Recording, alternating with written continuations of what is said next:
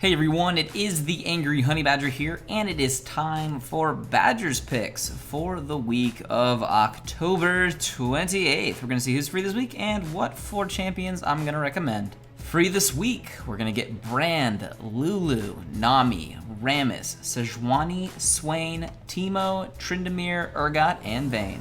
And as for my first pick for this week, I'm going to kick it off for a weird one. I'm going to go with Lulu.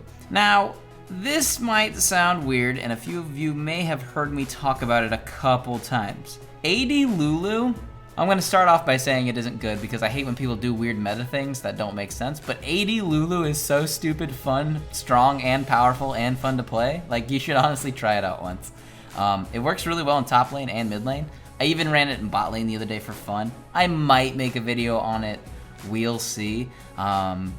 Yeah, it's just fun. I know I'm crazy right now, but try it out. It's hilarious. My next recommendation for this week, I'm going to throw it over to Rammus, okay?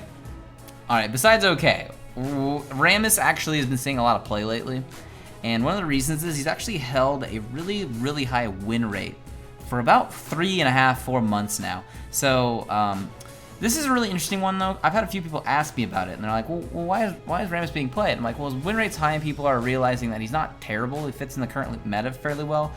We've seen some of the tankier junglers kind of come back a little bit, and he totally fits this, and he has great mobility, and he fights really well at team objectives, whether it's Baron or Dragon. So if you're looking for somebody just tanky, the guaranteed taunt is also good. Like, Rammus is somebody you should definitely try out. My next recommendation for this week, I'm going to actually throw it off to Swain. Now, Swain doesn't get played too often, but I do like Swain a lot, and he is a decent counter to Maokai in the top lane.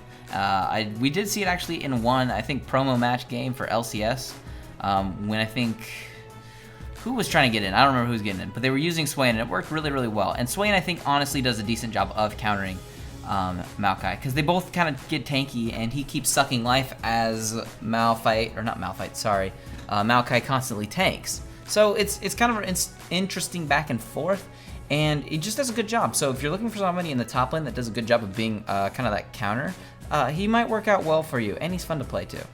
And as for my final pick for this week, I'm going to throw it to Vayne.